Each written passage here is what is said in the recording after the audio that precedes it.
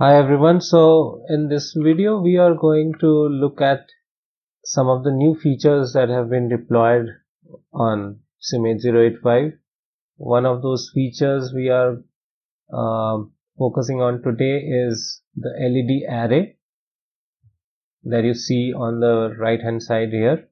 And to use that LED array in an interesting way, we will be looking to use another new feature, which is support for long running programs in Sim8085. So earlier you might have seen that if you run a program with infinite loop, it would throw an error saying that infinite loop detected and things like that. So now we can support such or run such programs, and we'll see how.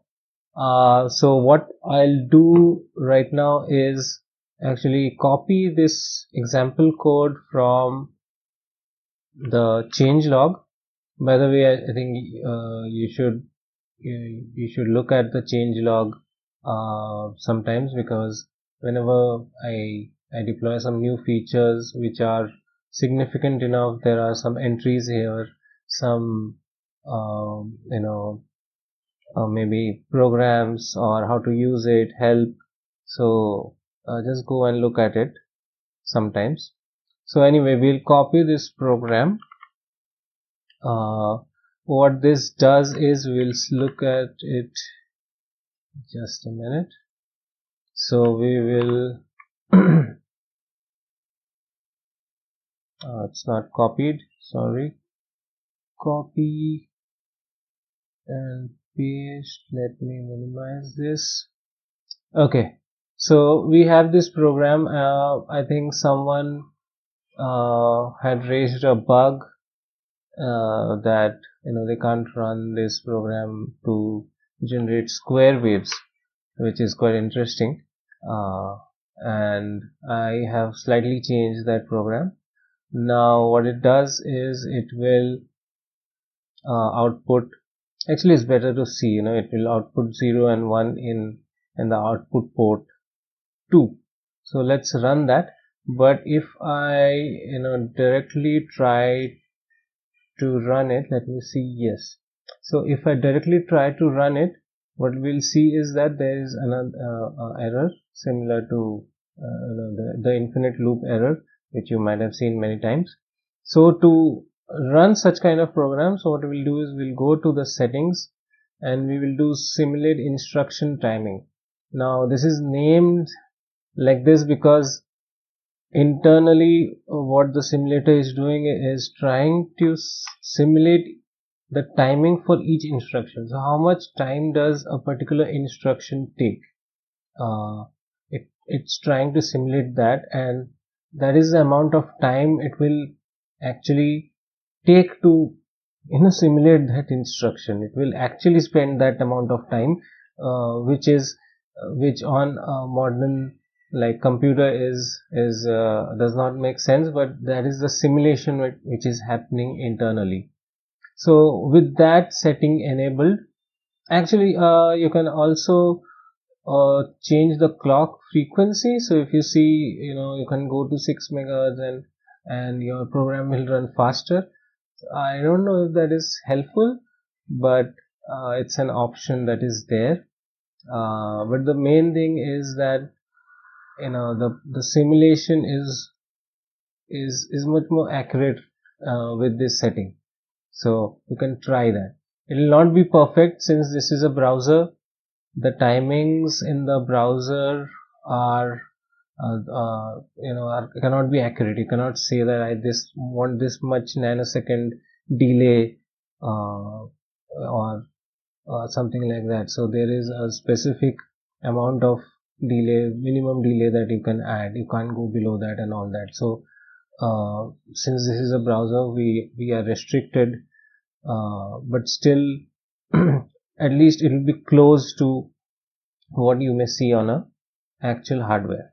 So yeah, so we'll now run this program and see what happens. So as you see, the program is running. Okay, since the editor is read only, I can't change the program. It says on the action bar, it says stop execution since it is running. And if you see on the IO port now, it's toggling 0 between 0 and 1 after certain delay. Okay, so that is what is happening. Now what I'll do is I'll stop the execution, and we will see how we can use the LED array with this. Now when I was working on this feature of running in programs with infinite loops, I was testing this program.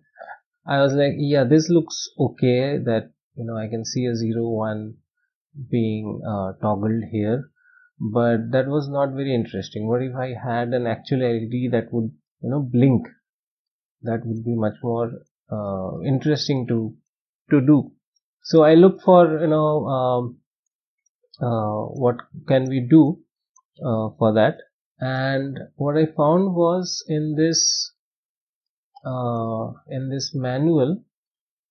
So if you go to the SDK85 user manual, which is referenced here in the help for the LED array section, and we'll go to the page number that I mentioned here is 310.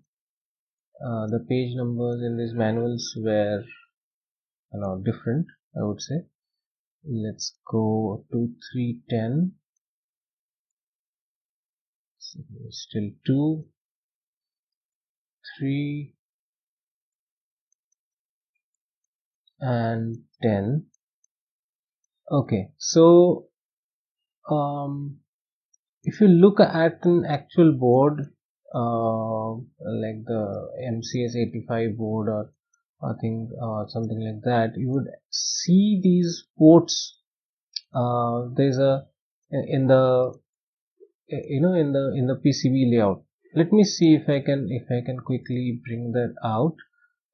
Let me just search for that. So let me just do SDK85. MCS85 will also show you similar results. SDK85 board, and do image search.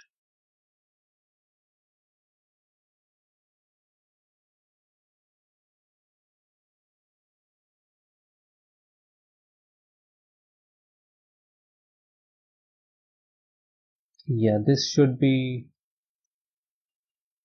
yeah, I think this page has, yes, the better images. So if you see this board MCS85 SDK, so what is being simulated here is actually the J3 connector, which is, you see, J3 connector. Here you see these 8 pins correspond to port 1, and then we have port 0, port 9 and port 8. Okay, now if we go back to the manual, you will see this is how it is written. So that port 1 is still here. So 1 2 3 4 5 6 7 8 ports are here, port 1. Okay, now which bit maps to which pin, that is also mentioned here. If you see that P16, so PNM stands for port N, in this case port 1, and bit M, which is 6, so bit 6. So P16 16 will correspond to the port 1 and bit 6. So let's see if we can